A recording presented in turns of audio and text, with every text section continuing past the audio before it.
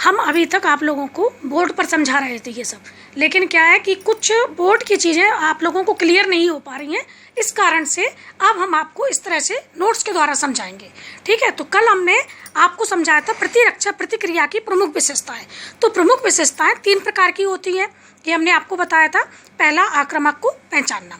दूसरा था आक्रामक से निपटना।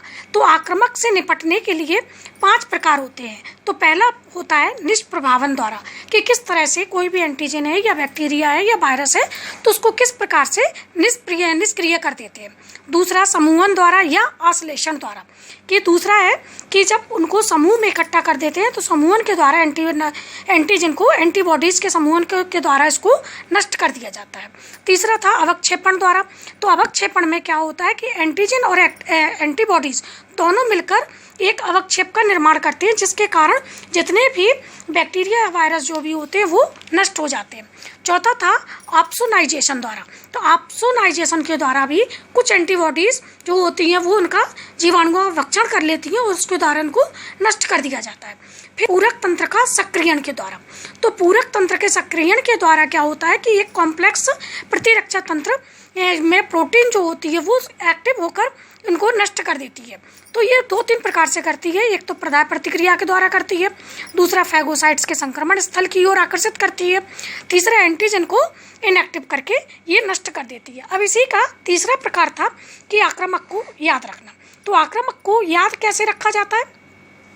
जब शरीर में प्रवेश होने वाले कोई भी बाहरी पदार्थ, जैसे बैक्टीरिया है, वायरस है या कोई भी एंटीजन है या कोई भी सैला पदार्थ है, जब जीवों के प्रति प्रतिरक्षा तंत्र की कोशिकाएं स्मृति कोशिकाओं का निर्माण करती हैं तो बी लिम्फोसाइट्स और टी लिम्फोसाइट्स दोनों क्या करते हैं, एंटीजन या रोगाणुओं के लिए स्मृति सेल्स उत्पन्न करते हैं।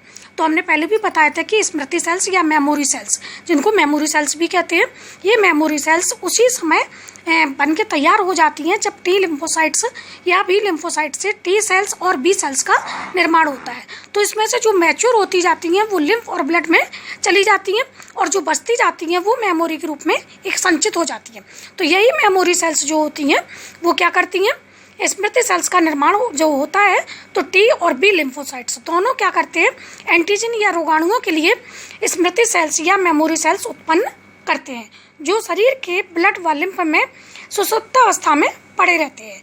जैसे ही कोई भी एंटीजन या बैक्टीरिया, वायरस या बाहरी पदार्थ शरीर में प्रवेश करता है तो उसके विरोध में ये क्या करती हैं, मेमोरी सेल्स क्रियान्वित होकर संक्रमण से शरीर की रक्षा के लिए तैयार हो जाती हैं।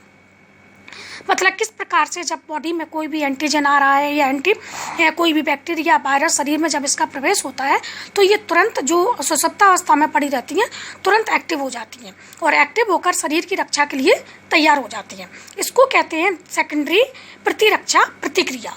तो इसको सेकेंडरी प्रतिरक्षा प्रतिक्रिया भी कह सकते हैं।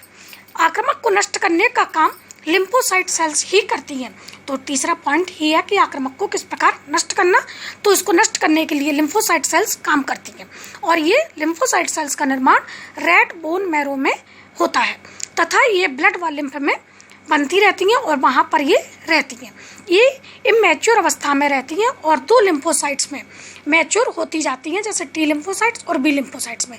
जितनी भी लिम्फोसाइट्स बनती हैं वो इमैच्योर रूप में रहती हैं, लेकिन जब ये मैच्योर हो जाती हैं तो वह टी लिम्फोसाइट्स और बी लिम्फोसाइट्स में परिवर्तित हो जाती है। तो इतना आप लोगों को समझ में आया।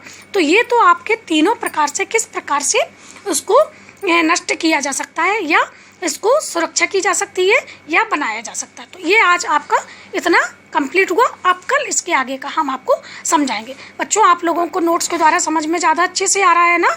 ठीक है, तो हम इसी तरह से आपको आगे भी पढ़ाएंगे। ओके बच्चों।